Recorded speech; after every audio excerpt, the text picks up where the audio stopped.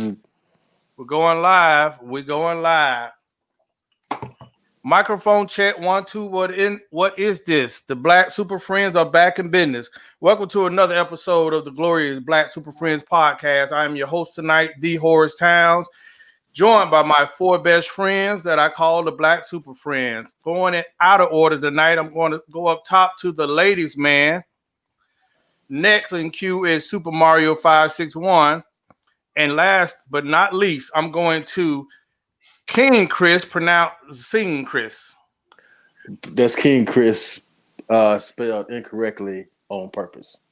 Thank you. Okay. Well, we're getting that, Chris. All right. Word from our sponsors tonight. Hopefully everybody's tuned in. Word from our sponsors tonight. And it is a new company, Terry's Pest Control. Terry has a new money back guarantee. If I can't kill the problem, I'll help you move. Terry's Pest Control. I think that's honorable because sometimes the rats will run you out that dang house. All right. Appreciate that, Terry. Shout That's out what to I Terry. heard. I didn't have rats, but I heard that. Show topics. Right off the top, I want to go in and go fast. And I'm going to Mario first. I noticed your backdrop. I appreciate it, man. Let's keep that movement and the momentum going. Yeah, justice 100. All right. Question number 1. What is one of the best dates you've been on and why? Mario. All right, so ironically, one of the best dates I've been on with my wife. I was in a transitional point in my life when I had just moved back to Atlanta. Mm-hmm. I had thought I made a good move by moving to Orlando, so I had to move back to Atlanta and start all over. And I had moved kind of far away from the city. So when I met Jaleesa, me and her was dating, and it was kind of a long distance because I stayed on the outside of the city. She stayed inside. If you know anything about Atlanta, the traffic is crazy. So we used to be at each other's house, but at that point in our relationship, we were really just trying to get to know each other, and I was trying to find myself, so we wasn't rushing anything. Hence, we wasn't having sex. So at that point at the time, she said, let's go on a date. And let's go on a date. But I had a rule that we're not going on a date that's going to end at nighttime would have forced you to stay at my house when we're not having sex. Because I felt like that's just, I told you, like I said on the previous shows, I don't put myself in positions where I feel like I'm losing or I feel like I'm suffering for no reason. And me being sexually attracted to her, I would have felt like I was suffering, her staying the night, not being able to capitalize. So we came to a meeting and said, we only going to have dates in the daytime. And then we'll, kiss and say goodbye and then go to our prospective houses. So on this particular date, to make a long story short, we go to this concert. So I'm thinking this is going to be a concert that I know about. She takes me to a concert that I have no idea about. It's like 3 bands that I never damn heard of. Most of them mixed. It's like 70% Caucasian crowd. I'm like, man, what the hell? So I'm like, we out here in the park. It's hot. And this time I told you I was trying to find myself. So I'm in the middle of Lent. So I'm on a strict diet. So I can't eat no fried food. I'm not drinking. I'm like, man, you got me out here. They got the food trucks out here. I'm bored. I'm out of my element. But then, and I believe in that date right there, we went to like a little corner of the park and talked about all kind of stuff. And really, that was the beginning of us really getting to know each other. And me seeing that she brought value to my life because I would have never went there in my life. But because she took me there and because I had such a great time with her, it kind of opened me up to trusting her to try new things outside of my parameter of what I normally do. And since then, we've been going on like nice ass dates and environments. That was one of the best dates I ever had in my life because it propelled us to where we is now, and we're married. Okay, going to Chris. Let's go to Zay because I would like to hear some of these dates. Being the date doctor. Well, I thought you would have had a lot of dates, Mr. Date Doctor. Okay, But, I can honestly say probably the best date that I've been on was really inexpensive, to be honest to you. You don't have to spend a whole lot of money to enjoy yourself. So that was a plus for me. I like that. But the ambiance, I mean, it was the place where we went. For those of y'all know me, you know what I'm saying? I like scenery, background. That was it. It was a live band. It actually was, I don't know, I want to say Samoan, something like that. I don't know, but they did a show, blowing fire the whole nine. You know what I'm saying? So for me, that was something new. The conversation was good. You know, it was an individual who had a level head. So that was it. It wasn't no Ratchet City. So that for me, like I said, that was a plus. I could do that one. That was probably one of the best dates I've ever been on. Didn't cost me a pretty penny, and I had a good time. That's always good. Yeah. But we never talked about y'all worst dates. Oh man, listen. Which one? Which one you That want? in a minute.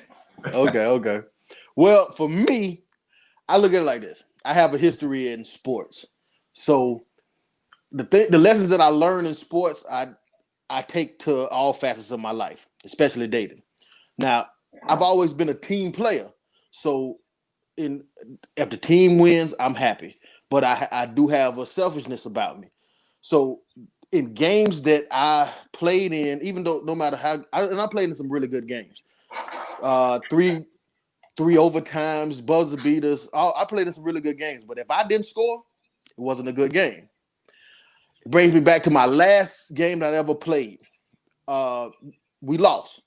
And it was a devastating loss because, you know, it's your last game and you're never going to wear the jersey again. So you kind of get emotional about it. And we all, you know, cried as seniors.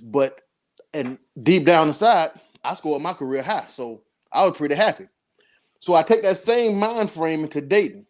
We could go into a extravagant date where we go out of town, boat rides, all kinds of romantic shit. But if I didn't score, it wasn't a good game. Now, on the contrast, you could even come to the crib and we could do Netflix and chill. If I score, it's a good game. Horace, what you think? Well, I will say that one of my best dates required nothing at all, and I want to sound. I think I'm attracted to conversation. I've been a sucker for that. So went out one night, random night, got a call, had met someone a couple weeks ago. We just chatted online, and they said, "Hey, let's meet up." And I was like, "Cool." So I had a spot that I always wanted to go to. I would say, "Come down to the waterfront, Clematis." That's a place I either go fishing or I go out there and sit on the water and talk. So at the time, I didn't have no romantic interest in the person. I just thought the person looked interesting and intriguing. Met the person, went out there and probably talked for hours. And I couldn't even tell you what we talked about. But we sat out there on the waterfront for hours and came up with the, I guess, conclusion that, you know, sometimes you talk to people or you meet people, you just know it's some kind of connection. And that was probably the best date. I can't explain why. It kind of changed my life, you know, to have a connection.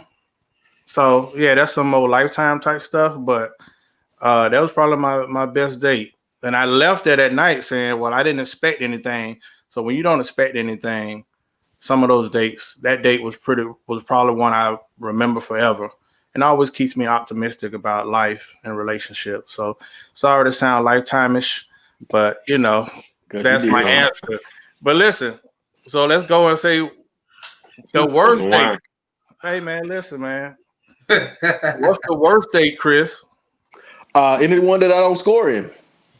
So how many more? I mean, well, okay. Here's the thing. My percentage is one. It's one. My dog. What is the one? All of them that I didn't score. Every single one. Like I'm sorry, I can't. I'm not. I play to win the game. Go to somebody else. I'm going. Let me get the positivity back in the room. I'm going to Mario. I don't know if you can be positive on your worst one, but it's a good takeaway from everything. All right, so my worst date was only because of the ending. All right, so I had been trying to talk to this woman for a while, right? And she told me, "Yeah, let's go." So at this point in my life, you know, I'm like, man, I don't care what I got to do. I'm doing it. So she like, that's cool. So then at this point in time, Uncle Luke's had a nice establishment right up under the bridge. So I said, man, let's see what we can do. So we went and we walked down Clematis. she didn't want to go in no clubs. I'm like, yes. I'm like, man, you know what I'm saying? Let's go get something to eat. Let's go to Uncle Luke's. So we do that. We go to Uncle Luke's. As we go to Uncle Luke's, I stopped by my one of my aunt's house, and then my cousin talking to me. He like, man, let's go out, man. Let's go out. I'm like, man, I got a girl me who I've been trying to get with. That's not happening. He was like, all right. So then he go out with his friends. I go to Uncle Luke's and have the time of my life. And we have a good night and everything. So, but then the worst part of it is the next morning I wake up and my cousin who I didn't go out with, he got killed. So he got killed, and then I went on a date with a girl. So for a long time, I would say that was my worst date, because a long time in my life, I always felt like, damn, I should have never went on that date, and I should have just went with him out to the club, because he don't even go to the club that much. And then maybe that wouldn't have happened, you know what I'm saying? But I understand that everything have its way of working out, you know what I'm saying? I'm kind of over that now. But in my head, it was the worst date, because for a long time, I felt like if I hadn't just went on that date, he wouldn't have went to that club, because I don't go to those kind of clubs. We would have went somewhere else. He just wanted to go out. So that's the worst date I probably ever had. Sleep in peace, Shane. You though, bro. Yeah. Latest man. My brother, me and my brother serious daily, but I had some god awful ones. But I think the worst day ever was I had a date set up with a slam dunk, it was an alley-oop, and I meet the young lady.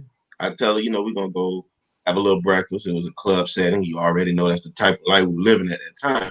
And immediately upon getting inside the dance, whatever, I hit with a variety of questions about baby mom and baby dads, and at that point I was over it. What are we here for? You know what I'm saying? I thought I was coming to meet you and see what you got going on, and you want to ask me about, do I know baby dad, or I think I know your baby mom. And for me, that was it. That was a difficult turn. Thank God that she and that was it. Yeah, I don't know how to keep it, baby. I'm sorry.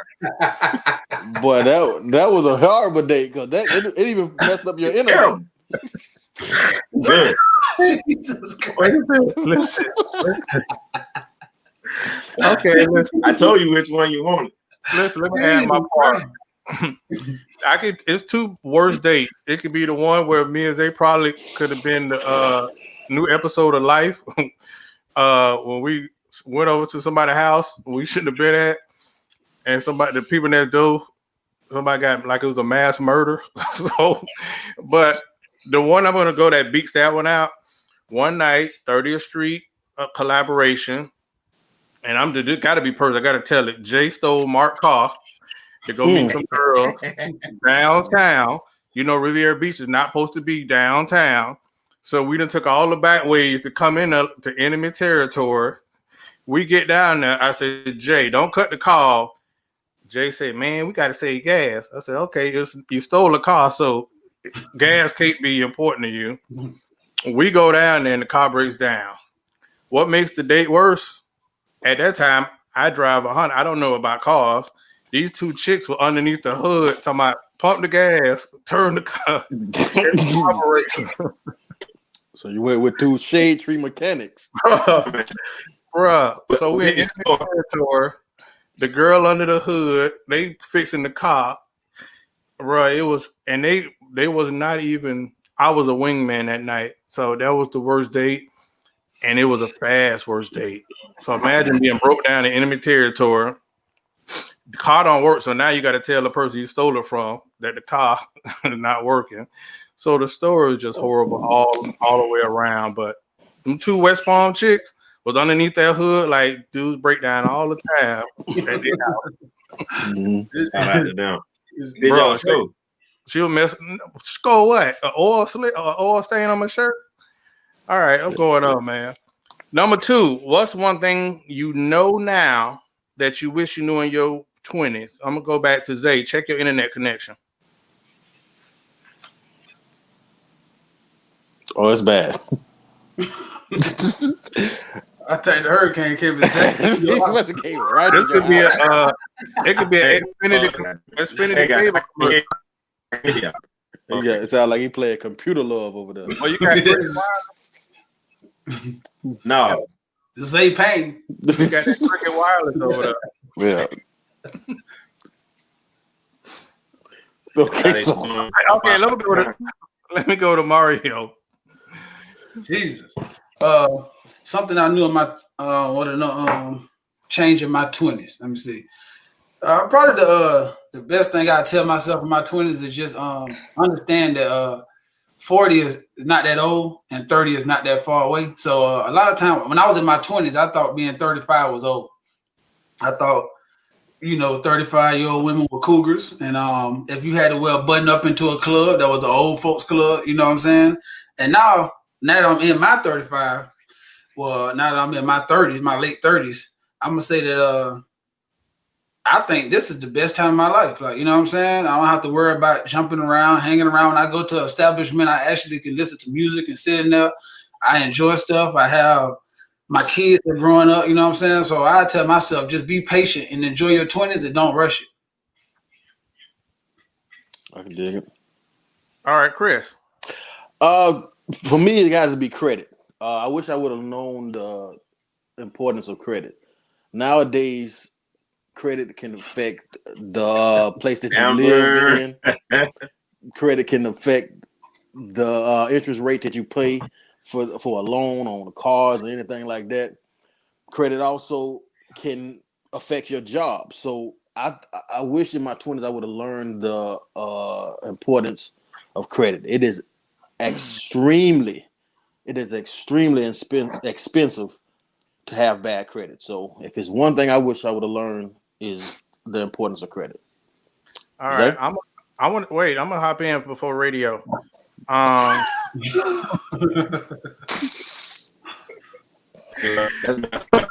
Two pros again. Listen, the thing that I wish I knew in my 20s, early on, I said I wanted to be retired by 30, right? And if I could change anything, I would have put more emphasis on the importance of a career. We laughed about people that became cops.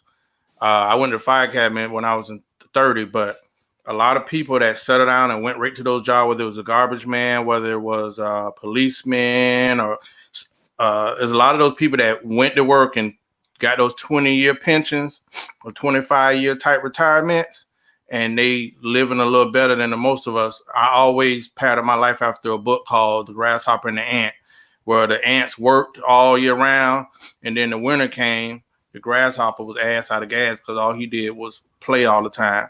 So in my 30s, when I actually stumbled upon, somehow I got successful through music and whatnot, and I had some cash, I didn't invest my money. I wish I had a man, a mentor, somebody that told me what to do with my money, because back then I could have bought probably 2 or 3 houses and been, really doing better or doing well. And nobody told me that. In Riviera Beach, we had houses going for $30,000, $40,000, at the time. So nobody told me back then how important home ownership was. And all of a sudden, houses went from 60,000 to the 180s and 200s. And I started to learn that. So if that anything, career and home ownership, I thought that's something that I've been trying to push my boys to learn, that prepare for the future. We'll sum it up. Zay. I'm kind of right where you are with it. I wish we had got into real estate younger, or had people that taught us. Case in point, you guys know my dad was big with real estate, but it's something that he never taught me, so that I could even teach y'all. And one of the things that comes to mind is when we were on dirt road, the dirt road was spirit. Some nice houses. I had a little bit of help to, but it was a house that I always remember. I am sure. Hey, change his name to Teddy Riley. I am sure he said some educational shit right now. God damn. But we can't hear none of it. Hey, I'll get that right back there. Hey, somebody got to get off the internet over there. Can you hear me? Can you hear me? It must be playing Fortnite or something. Hey, lock your internet. Lock your internet. Go next door. Actually, can they get off the internet? You can't be stealing people Wi-Fi password. At this point, he got to go to Starbucks.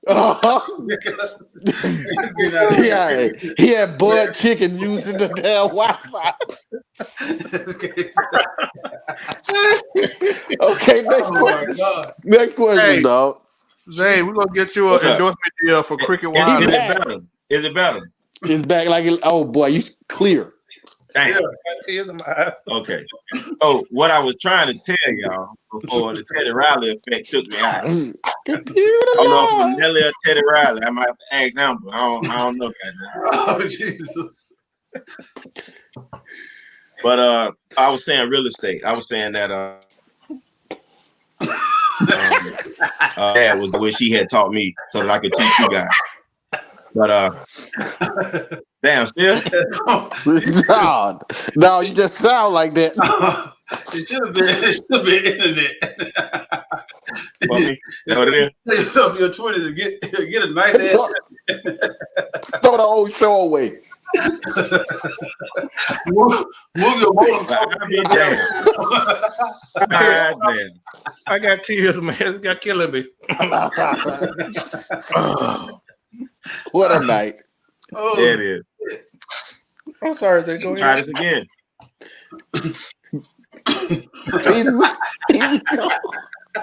And he's off. Let's go. Okay, we gotta go. We gotta keep the show going. Oh my God, I'm so sorry. Listen, I'll let him give his closing comments. You have 2 minutes to do the whole show. Right? So, damn it, man. He lost me, dog. damn, now it look like we some bootleg. Our sponsors don't want their money back. All This damn money, man. Listen, God damn. all you were missing was the little dude in the back there. Booping. Listen, give him a time out for a minute. He got dial up. We're going to the next topic, Zay. I'm gonna just listen. One thing you want to change now? Okay, we can deal with it. What's one thing you would like to change? If you had the possible, well, you can change, but what's one thing you want to change now about yourself? My internet. Your internet fresh. There we go. That's it. That's all I got for him. Internet. Okay, right now. Jeez. Boy, okay, I'm gonna go to Chris. Chris, Okay, well, clear your chest, dog. on a serious note, I wish I could go back to being green. And I know that we're in a couple of different markets now. Thanks to Horace. What new markets are we in? Cities? Dallas, DC, Houston, New Orleans, I think Chicago. Okay, cool. And we also in on a couple of different platforms. What's those, Tootie? Twitch, YouTube, Periscope, and next month will be Roku and Amazon. Thank you. Now, so I know that language changed from different places. So green, a simple definition of green is naive to street mentality and not doing business in the street. So when we grew up, we're hood. We're considered hood simply because we grew up in the hood. But you can be hood and you can also be green. I knew we went to school with guys that was green. We went to the high school with girls that was green. The difference between hood and street is that you conduct business in the street and you have adapted to the street mentality. Now, the street mentality, the conducting business in the street can lead to a lot of lifestyle changes and lifestyle mistakes that can haunt you for the rest of your life. You get a criminal background that basically never goes away. The street mentality it alters your mind on how you handle things. It alters your mind on how you handle women when you have money and when you have influence and how you treat people, that you start to think that people, because of their addiction, they are beneath you. And it just alters your mind in a bad way, and it puts you in a real bad place. So what I think is the same people that we talk about that was green back in high school, they grew up to be city councilmen. They grew up to be engineers. They grew up to be doctors. They grew up to be lawyers. They grew up to make the same amount of money that we was making, but in a legal way. So I want to tell if there's any kids out there watching, or if you're a man that mentor kids, encourage them to not want to be street, to not want to be gangster, to be green in the best way possible, because you don't want your kids growing up to be street. You don't want, because you don't want to have them in the same neighborhood. You want better for them. So if you can see bad in it, then you know it's bad, then you can change the situation. Let's try to change generational curses that we have and just be better black men and just better men all together. So if it was one thing that I would change, I would have went back to being green. Hardy, what you got? Yeah, repeat the question one more time so I can answer exactly. What's one thing you want to change now about yourself? You know, I think I want to something I want to change right now is I want to have a little more patience, and just to piggyback off of Chris, because he kind of summed up what I want to say too. Is to is to unlearn a lot of stuff I learned just to survive where I'm from. You know what I'm saying? Sometimes I can be in meetings, I can see that stuff that other people just look right over. It get up under my skin. You know what I'm saying? That I get bothered quicker. You know what I'm saying? I had to learn, and I'm still unlearning when I go into a room to speak more to people, to smile more, to not mug, to not be standoffish. Because where I'm from, you know, that's being friendly. So you don't do that. You know what I'm saying? Like, so I agree with Chris, especially having the business now. I'm learning to go more places by myself that I wouldn't go. And I don't have to go with my friends. There's no such thing as if you're talking to this person or that person, you're being friendly. Because one of the things I wanted to learn is that connections come through being friendly. So right now, if you had that mentality, and I'm still trying to unlearn that of being standoffish right now, then what happened is your circle becomes small. And in the hood, that's glorified to have a small circle. But in business, you never make no money. You'll never grow. So right now, as I go to different environments, go to different groups, and go to different meetings, I'm constantly right now trying to unlearn just how to be more personable to people, because that's looked at as a sign of weakness, how I grew up. But now I see that if you don't have that quality right now, then your business can sometimes be stagnant. So I say the biggest quality is to make sure that I be more personable, I smile more, and I be more approachable to people. If I could change one thing, that's what I would want to do. Your network is determines your net worth. Right. Agree. all right.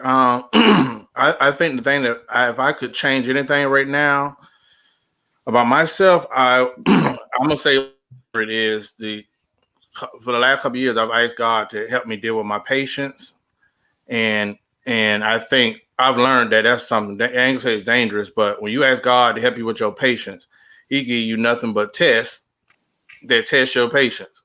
So I've learned that is one thing that I would like to change about myself, or I will say that I would like to, and it's kind of tricky because I want to say about being too nice. You know, the 30th Street version of me probably 10 years ago was a little more savage, had a lot more testosterone. You know what I mean? The way I handled stuff was differently. Hell, the way there were issues back then where people wouldn't dare, approach me with certain things. We didn't tolerate disrespect. We were more savage. I think the thing I would want to change now is trying to find that balance, because I go from being savage to now I know I'm too nice. I care too much. You know what I mean? I really have this heart where if someone calls me, I go out my way to try to help them, and I probably invest more in their problem than they do. So I wish I could find a way not to probably be so nice and find that balance, because oftentimes I find myself depleting myself. If you're a person that's always pouring out, there comes a period where you'll find yourself empty. So not being too nice, finding ways to say no is the thing that I need to do. Like right now, some projects I want to do, and I've been working on other stuff. So not being so nice, being respectful and loving, but finding a way to say no because you're just too nice. That'll probably be the thing I want to change right now. Zabo, you restored. Let me see if the internet God's gonna love me right now. when I saw that question, I thought about real life right now instances, and for me, it's gonna have to be organization and timing. One of the cruxes of probably all of my business ties is gonna be punctuality, and organizing that day. I suck at that. I'm a hard worker. You know what I'm saying? Well, one of the things that you got to do is own up to your shortcomings if you're ever going to change them. I got all the other stuff down as far as the networking. I don't mind about that. You know what I'm saying? I have no problem, like our hood says, being friendly. That's cool with me because I already understand that every dollar that I'm going to ever receive is in the pocket of somebody else currently. So I got to get to know you so I can get that money. That's, what I'm saying? That's the way that I was born and bred. But then my punctuality is going to play a point in that, because if I have an appointment with a brand new individual, and of course, Mario or Horace, y'all know me, and a few others, if I'm a few minutes late, y'all talk it up that that's just Zay. But if I'm meeting somebody, that first impression is everything. I can screw myself. So I got to get, before this year is over with, tighten up my ship on my timing and organizing my day, prioritizing better so that I can be as effective as I know I can be. But thank you, internet gods. I watched the motivational speech that because I suffer from things like that too. They say become a 5 o'clock clocker. If you can get up early, you can get a lot of things done before the sunrise, and you'll be more prepared. So become a 5 o'clocker. That would be my. You know what, Chris? I'm 100%. I'm up at that time. I have a little bit of what Tudor was saying. I said that a week before. I care a lot, but I don't care at all. So I'm always adjusting my schedule on the fly to try to take care of this person or get this person in, which throws off my whole schedule, which now what comes to turn, say is late. Feel me? So I gotta tighten up on that.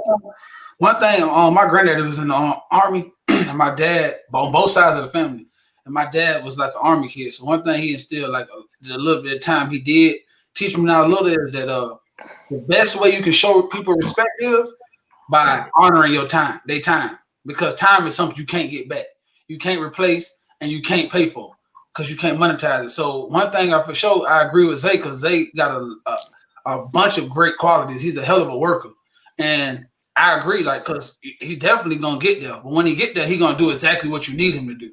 So that's not to shade his work, because his work is, what I'm saying. I think that if you know him, you're right. Us who do know him, and over the time, been like, yeah, he's willing to work for it. But I had to learn that some people just not gonna wait.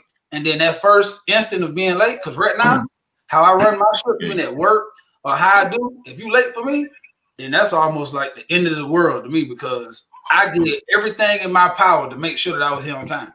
If I have to leave an hour early to sit out here for 40 minutes to make sure I'm on time. So I think you're right, though, but that's a good tweak, because you do got a bunch of great qualities. You know what I'm saying? So once that get there, I think you're going to hit the ground rolling, and your level of success is going to just shoot off like a rocket. Damn. Well, interesting, because when y'all getting up at 5, I'm going to sleep at 5. Y'all know that. I do. I'm an overnight person. That's that industry in me. And I wish I could. I wish I could go to y'all type pattern, but I'm a creative. At night when everybody's asleep, man, I can knock out a whole lot of stuff. There's something about it. But I wish I could be on y'all schedule, because I think it is impactful, but I ain't there yet. All right. Number 3, in a relationship, what's one non-negotiable that would not be tolerated? Tolerated as in 0. Would not be tolerated at all. I'm out the door. No discussion. Chris. It's mine's kind of broad, but I just level everything with respect. I preach dating with respect and accountability. I mean, cooperation. I think that if you start dating with respect and cooperation, it leads into the relationship, which also can lead into the marriage. But I don't tolerate disrespect. I see from a lot of relationships that I see now is the way they communicate. They communicate in a disrespectful way. I see a lot of men communicate with their lady and call them bruh or bro or whatever. So they talking back and forth with them. They say, bro, that's That's a female. You don't do that because then what she does is communicate with you in the same manner, calling you bruh and all that other stuff. So I like to set the tone off rip. I ain't your brother, and I ain't your and you ain't my sister. I'm your man, and you my lady, and we're gonna conduct conversation like that and communicate like that with each other, so we don't get into the point where the things that we say in private, if you say in public, now the guy want to fight and do all this other stuff. So first thing first for me is respect. I think if you build a foundation on respect, you water that with cooperation, love can bloom from that. But for me, it had to be respect. Mario, what you got? I think that all of us gonna say respect, Chris. That was eloquently spoken too, because I think that being a man, you have to respect has to be the pinnacle of every relationship. Because if it ain't, then you just end it in disaster. So, but now don't get me wrong, my number one would have to be respect, but my number two, I think would have to be like I think if you're not equally yoked, like I'm talking about religiously, one thing I don't think two people are not on the same religious beliefs will ever work. So to some, but to me, I believe in God. I believe in Jesus. That's what I believe in, and I believe in that. If you know me, that's what I root my life on. So I believe a non-negotiable to me, and I don't have some beautiful women in my life, but I just feel like that we didn't align because of that, and that's my belief system. But that's what my morals strive from. That's what how I raise my kids strive from. That's how I base my life. So I feel like we don't have that same belief system right there. That's a non-negotiable to me because we can't even start a foundation because our foundation gonna be unequal. You know what I'm saying? My foundation, my beginning and my end believe in deeply rooted in spirituality. So I believe if you believe in God and believe what I believe in, then that means that you're gonna have respect. You're gonna show love. You're gonna show compassion. You're gonna show strength. And I believe that if we have, because we can be held accountable to a higher being. So when you think you're just doing this to me, it get deeper than me. It's about your purpose and your promise to God that you made. So then even when you want to disrespect me, you have to understand that God is the one who put us together. So by disrespecting me, you disrespect him. So I feel like everything to me gonna boil down to faith. Because I need you to believe the same thing I believe so we can be held accountable in the same way.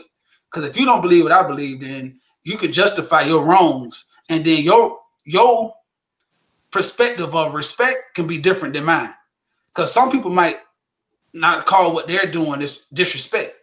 You know what I'm saying? It can be interpreted the wrong ways. But when we first getting our rules out the same book, when we praying to the same person and understanding that we align on the same principles, then that means disrespect is equal across the board because we have something we can go back to and say that's not right.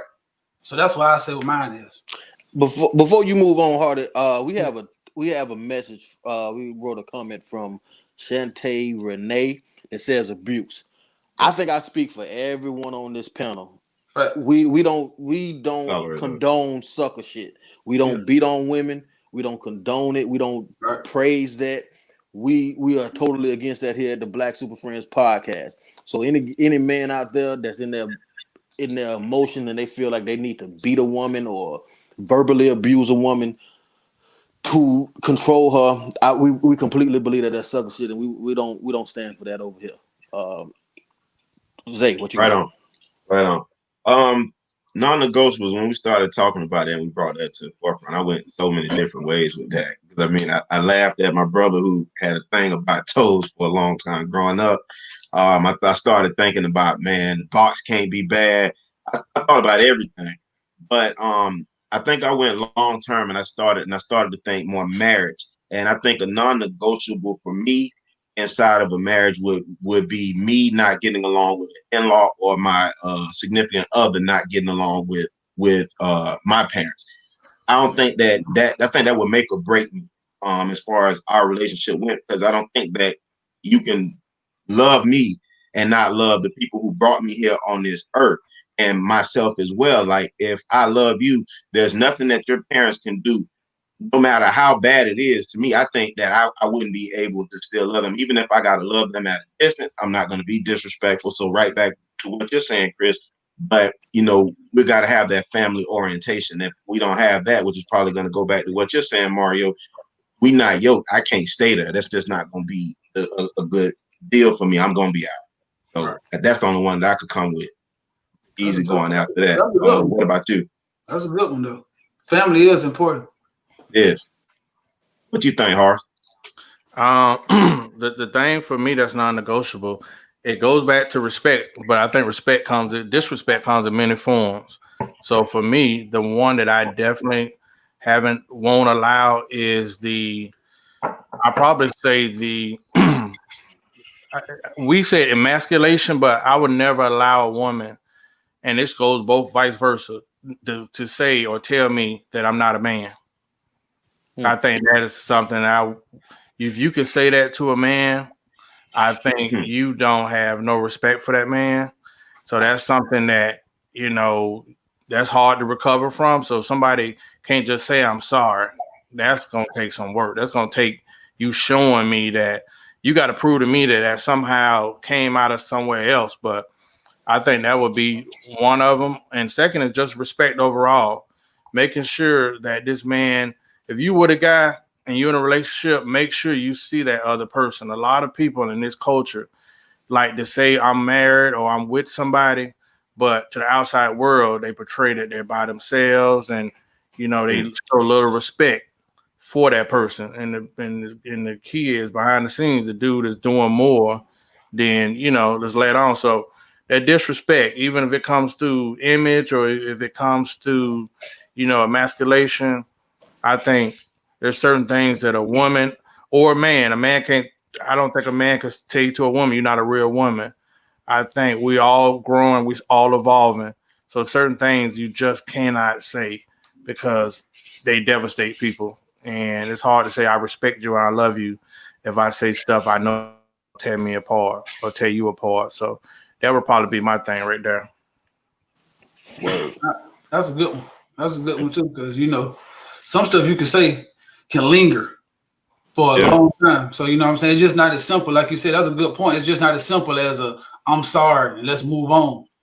Because it might have triggered some other kind of traumas that you got. So sometimes you got to watch what you say, especially to people who are already going through stuff. That's a good one. Yeah. Now we're getting to the meat and potatoes. This is a showtime of the hour.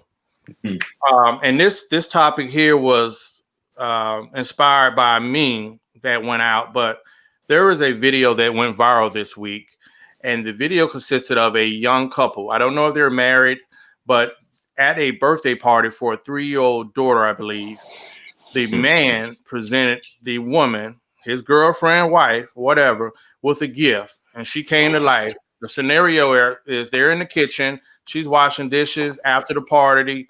The baby is in bed, so they're celebrating. He presents to the girlfriend a bag that consists of another bag and another bag and another bag and another bag. So she's all excited. And inside that bag, the contents of that bag was a DNA test that revealed that that man was not the father of this child.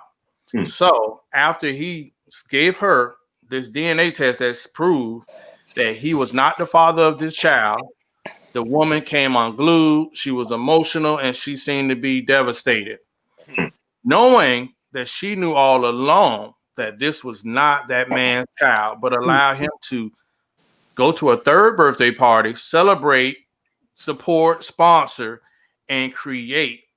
Um, and create. So whether it is a real It's a scenario real or not, scenario. whether it's a real scenario or it was a meme or a prank video, in that scenario, That's what happened. would you stay if you found out that a kid was not your child? I'm gonna go to Chris. Oh, okay. Well, when Zay brought this to our attention in the group chat, the first thing out of my mouth was, "Hell no, no way." But I'm working on my emotional intelligence, and I don't want to let things trigger me emotionally, and then I just make a decision and go from there. So I thought about it, and I think I should take it on a personal level. So I'm gonna give you a personal story. I remember when my baby mama first told me she was pregnant. Like a coward, I I said, "Oh, that baby ain't mine." Um, Now, keep in mind, I was a terrible boyfriend, horrible. I really sucked at it. But it wasn't so much of something she was doing to make me feel that way. It was just basically it was me because I was hanging and banging. So I figured in my mind she had to be hanging and banging. So, but out of respect, I stayed in the situation. After that, it didn't really help too much when she told me the name of the child because she said she was gonna name her Kylie.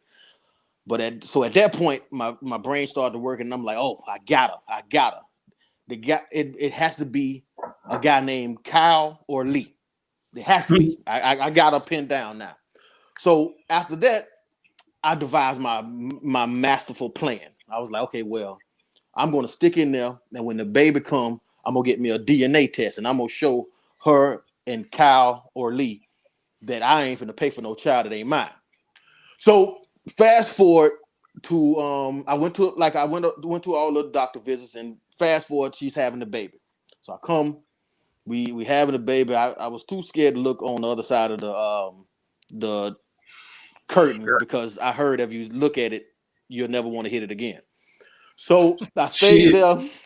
I stayed there, and I'm holding her hand, and we have the baby, right? So the doctor brings the baby from around the curtain, and the first time I seen my child, I fell in love with my child. Like I completely fell in love with her, and it made me know what I already knew. That one, I wanted to be a father, and two, I wanted to have a child. So so now every time someone says to me, "Man, your daughter looks exactly like you," it makes me it makes me feel so good because, and not because I still doubt that it's my child. I It made me feel good because I get to rub it in Kyle or Lee face that ha ha, I got to raise an amazing child and you missed out. Now, of course, I'm joking about that, but I want to encourage the fathers out there. I don't care how you became a father. I don't judge either way. But what I say is once you choose to be a father, the next choice is to choose to be a better father. After you choose to be a father, then you choose to be a better father. The next level is to try to be the best father you could possibly be. Now, granted, I'm telling you the best father you can possibly be. That's not up for her to judge. That's not up for her family to judge. It's not up for nobody in your family to judge. It's up to you. The only person you're in competition with is the dad you was the day before.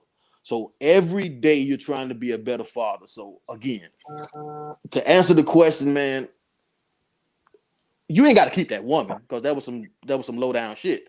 But if you want to be a father, man, be a father. And if you're gonna be a father, try to be the best father you could possibly be. Hardy, what you got? Chris. I'm gonna go to Chris Yo, first. I mean, I'm gonna go to Zabo first. okay, I gotta get him while I Internet, got internet gods, don't let me down. Okay. okay, okay. Well, it was funny. I sent it to you guys, and I told you, this could possibly be a topic because this is real. We know individuals that this has happened to. Hell, I am one of them. You feel me? And so, I'm with you, Chris. Hell no, I'm out of there most definitely. But I will say this for the guys that will stay there, because I know if you have a family member who has had a child that wasn't his, and he stood to the plate, took care of to this day. You know what I'm saying? Stay with the mom. I take my hat off to you guys. I don't know if I'm that strong. See, in my situation, it was the same thing. I knew I was there, but I too was like you, Chris. I won't call it a coward, but we were young. We didn't get reared up right, so we thinking, boy, there's Mm-hmm. no way, because that's all we would talk. Boy, that's not me. But I knew I was there, so I tried to be a stand-up dude and be a good father until I found out what's going on. But to answer the question, I did clear it. I did clear it. You know what I'm saying? But I Out did of there. tell her this. I will always look out for that child as long as I got it. But if it comes down to where it's my last and that child, your child will not get it. And it's strictly platonically under the instances in which she tried to just dupe me. You feel me? You did better by just telling me the truth and, taking whichever direction I go, whether I stay or I leave, and telling me a lie and have me looking like Bobo the damn fool. That just don't fly. And for a man, that ego is big. So you can't do that to us. That's up there with respect. So I myself, I'm not gonna stay. I'll try to do my best to, be around and probably mentor that child. Because the child's gonna be messed up. They don't know who their father is. If the mom, what I'm saying, was that out there, but you can do your best for the guys that stay after knowing that that child is not there. I commend y'all, take my hat off to you, and I salute you. I'm not that strong. All right. Well, I want to say that and acknowledge that, man, in a lot of relationships or situations, who get hurt the most? Usually the kids. If mama's promiscuous and then dated a lot of guys, and they get to see a lot of different dudes. If it's a scenario where dad ain't there, and the kids always get affected more than anybody, and I don't think there's enough consideration with the kids. I come from a big family, but I was in between. So there was a couple of years before anybody else was born and everybody else was living their life. So I've always had this position where I always care about kids. You know what I mean? Like when my ex, her kids can call me for advice and, or help or referrals, I'll do that. Right now, my Ken's mom has a son who's not my child, but he calls me daddy. And I make sure, hey, I'm not your dad is that person, but I make sure that every time I see this kid, we talk, he calls me, I buy him gifts and whatnot on my terms. And because we know what it is not to have a father. We know what it is not to have any male influence. You know what I mean? Now, what I choose to give to this child freely from me, that's cool. But I will not commit myself to any financial obligation that requires me to sacrifice for some child that is not mine. And in the state of Florida, what's messed up, the law is, even if I raise the child, until we go to court, the mother is always the custodial parent. You know what I mean? Mm-hmm. So, and if I get suckered, well, this is not my child. If I sign that birth certificate, you're going to catch hell trying to get your name off of it. As the state of Florida, I signed a birth certificate. Even though I'm not the father, you're going to catch hell trying to get removed from financial obligations because the state only cares about XYZ. They're not trying to hear nothing you talk about. This is your child because you signed for it. You took responsibility.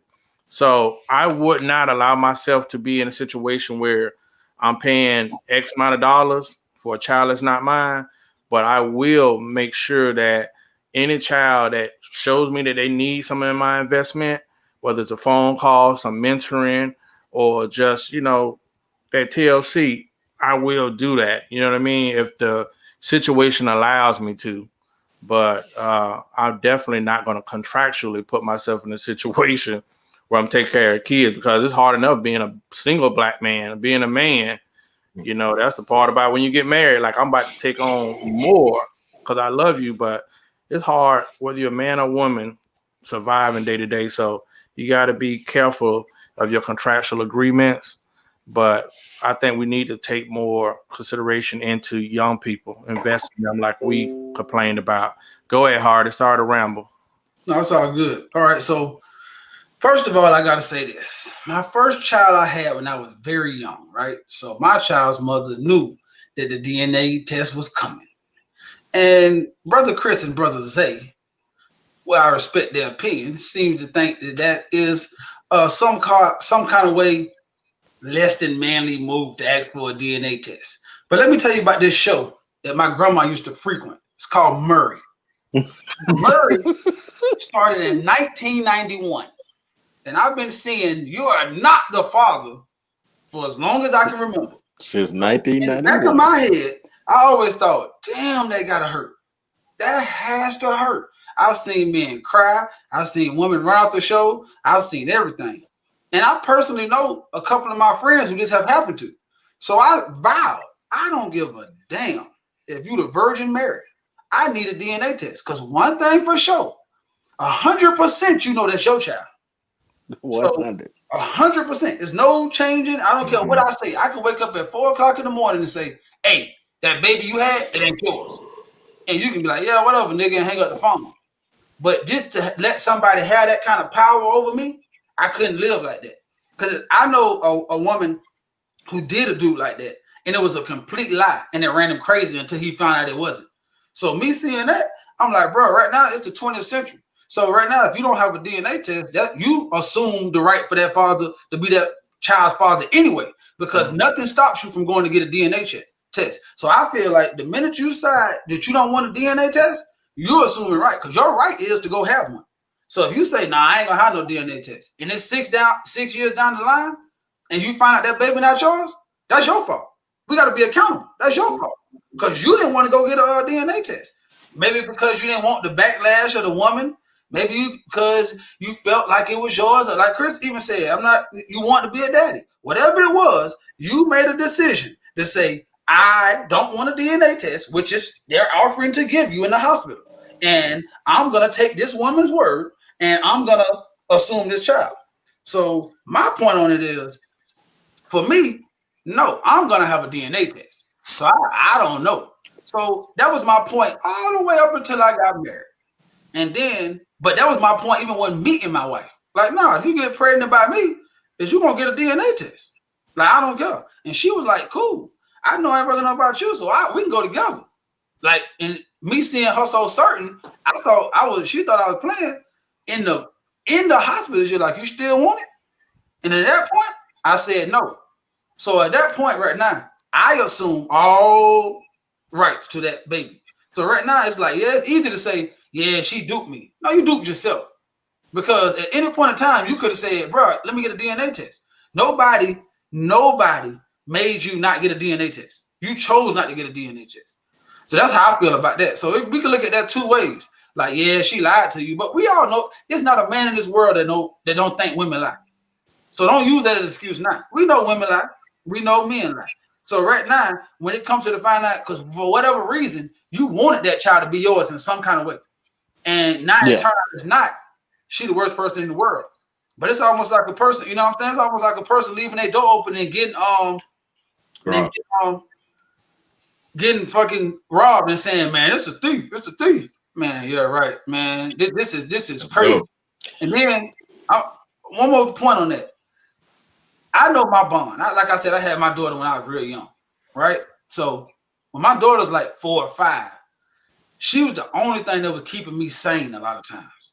So for somebody to say that all the bond I had made with that little girl, I'm sorry, that I could just walk away because I find out she ain't mine, I know I'm not built like that. And it sounds good, and I'm gonna be hurt, and I probably have to cry. I probably need y'all, but I know it's no way I could walk away.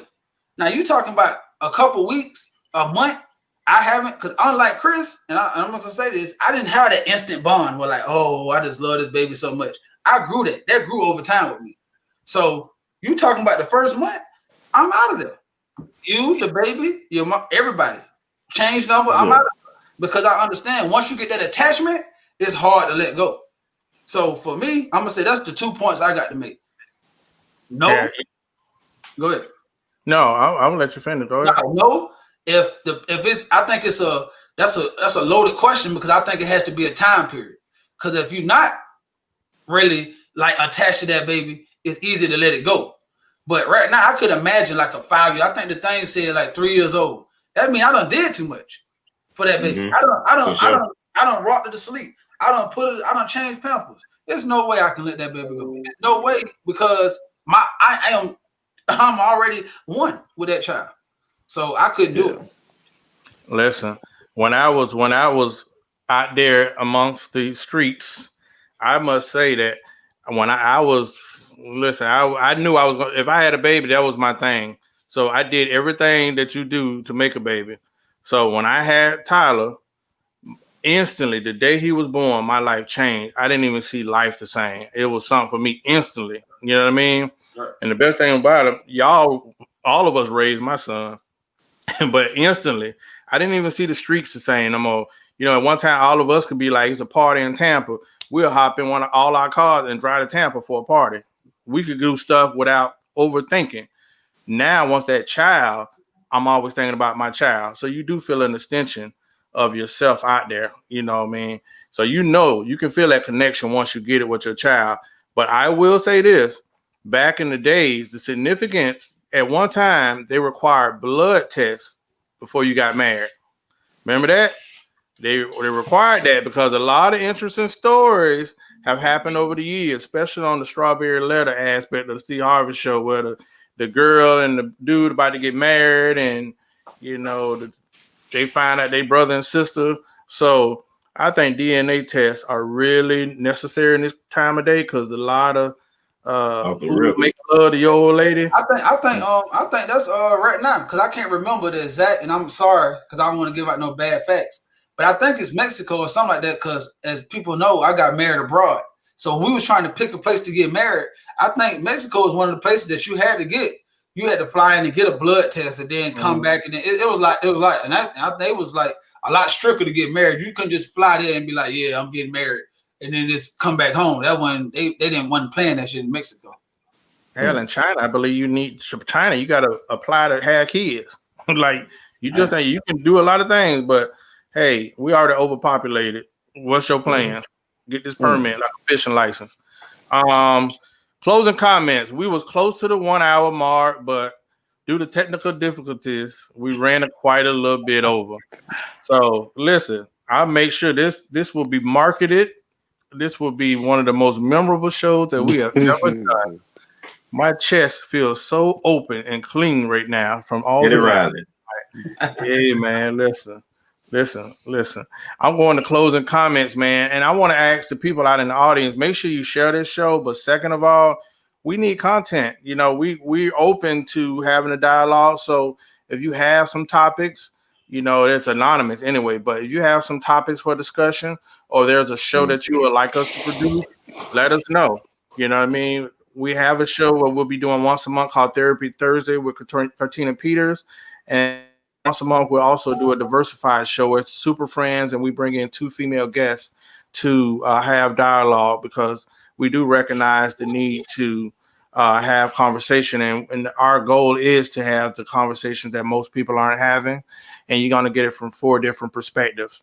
So between Chris, the ladies man, and Mario, I think you get a good dialogue, different perspectives.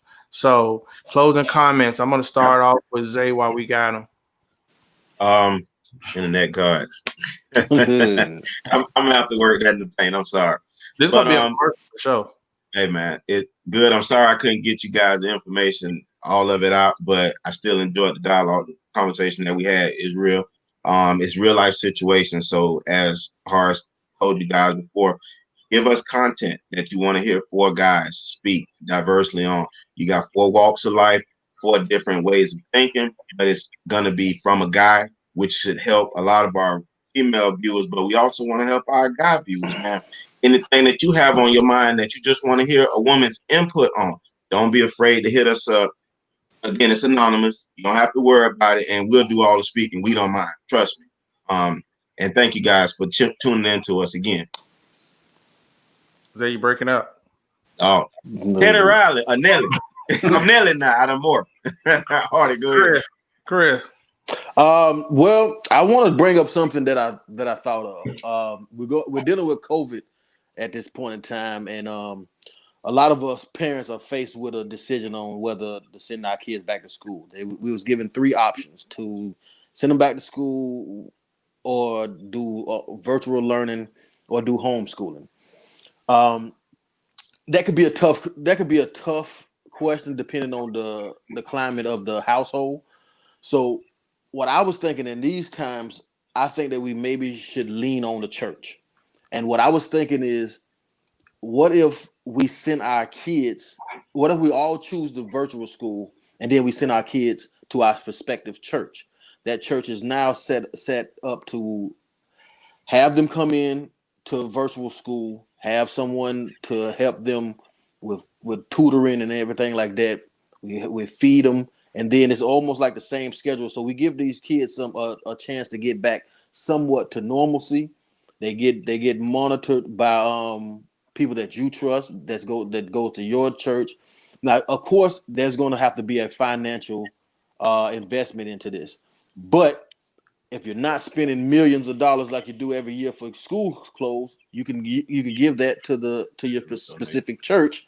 You can donate to your specific church, and now you guys are able to kill two birds with one stone. You get that child care, you get the virtual school. The kids get to come into smaller because it's going to be a smaller setting, so you can social distance and everything like that. And I just think that I believe that the church should be the hub of the Black community. So that's my ideal. What you got, Demario? All right, so first of all, I want to say thank everybody for tuning in because we've been noticing, ladies, we really appreciate y'all. Y'all interact with us every show. A couple of y'all don't miss a beat, and I want to let y'all know we appreciate y'all. And in the near future, we know who y'all are. We got something planned that we're gonna show our appreciation back to y'all.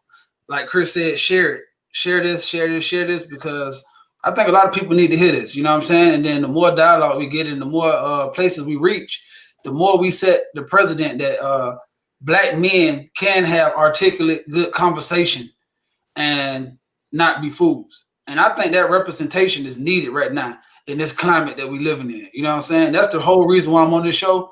And I think my brothers, that's why they're on this show too, is so that we can put out a good representation of Black men.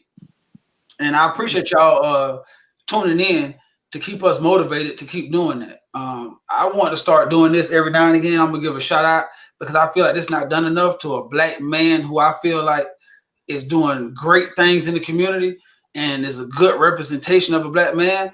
He was in the comments today, artist Newbie. All day long. A lot of people know him as Papa. That's my brother. He came. I'm saying he was like one of the people who helped mold me and get to a different place in my life. And I want to say I've seen him. A lot of my direction and my change in my life came from watching him become a man. Because like Horace often says, Zay and Chris, we was not blessed with the ability to be with our biological fathers a lot in our life. So as men, we grew up and we raised each other. And Papa raised on 30th Street, just like all of us, stayed over there with us. And I remember I seen him come up, and we was knuckleheads. We was young. We got in a lot of trouble. But I remember when he sat in the living room and told me that he was going to marry his wife right now, who's been married, I think, almost 20 years right now. I remember he looked and I was like, what? You finna do what? But I remember he knew just that day he was going to do. And I saw him fight through hell and high water to become a better person without his dad, to become a great father of 4 children, to become a pastor, to lead the streets alone, to become a pastor, to give back to his community. So I just want to give a shout out to Artist Newbie. His handle on Facebook is Overseer Artist Newbie. He also has a church, and he's doing more than just telling you what God wants you to hear. He's showing love by giving back to the community and doing so many things. He also cuts hair. And he cooked too. He's been cooking since I think we probably been like 14. Cool. Yeah. You know what I'm saying? So I just want to do this every now and again. Just give a shout out to men who I know who really should be publicized, put on a pedestal, that don't have to really be a famous person or a rapper or singing all this kind of stuff, because those men matter to us too. And I'm gonna end by saying we need justice for Bree. Because when you really think about that story of being asleep in your bed and the police busting in and shooting a Black woman dead, us as Black men, we need to have the same emotional uproar as we did for George. Because right now it seems like it's wavering, but we need to have that same uproar, because this was a sister who was defenseless. And even though her boyfriend came to her aid and did what he did, there you go. You know what I'm saying? But I just want to say, just keep this hashtag alive, because she still hasn't had justice yet. Thank y'all. All right. In closing, my closing comments is for anyone out there in the midst of COVID, life has changed. I just had started a car dealership. I had just opened a mortgage company, and then COVID hit. So a lot of people now are having to kind of restructure their lives on how they're going to make money, how they're going to eat. So me doing consulting work, one company is almost impaired. But I always tell people in the midst of chaos, there's opportunity. So back to Chris's point, this is something that I focused on a lot, and I always speak about the inner city and us doing stuff for ourselves. This is free for anybody. The world has changed. I'm not going to say it's the rapture, but we damn near close. So right now in the state of Florida, maybe different in your areas, kids are not going to be going back to school. If they are, you might not feel comfortable, but you're allowed to keep 5 kids in your home with the 40-hour week course. There should be enough sisters, because a lot of women right now are having to miss work because they don't have child care. So each sister, somebody out there that's sitting at home anyway, like the furniture, take on 5 kids, somebody that you trust, and that can be income, whether it's $100 a week or 70, whatever you guys come up with, knowing that your kids are in the care of someone that you trust and cares about them, especially right now in an area where you see so much pedophilia and whatnot. So, like Chris is saying, being the hub, whether it's through our church, that should be something that the church will take that initiative on, or whether they go outside. But we need to start seeing the opportunities that are out there. I see more people are making dinners and selling stuff, but it's something that can be done right now. Whether you sell hand sanitizer, just be open-minded to see the vision ahead. The world has changed, so get out there and see how you can better your life. So with all that said, plant a seed this week towards your future, whether it's the stock market, whether it's a new business, plant a seed that you can leave to your kids. So tuning off from the Black Super Friends podcast, we thank you for tuning in. We'll be back next week, Monday night at Raw, and stay tuned for our 2 additional shows that we're going to be doing. And hopefully soon we'll be on your TV instead of this computer. So thank you for joining us. Leave your suggestions at the Black Super Friends podcast, and please hit the share button so we can get this episode out to the masses. Thank you, and one love. Peace.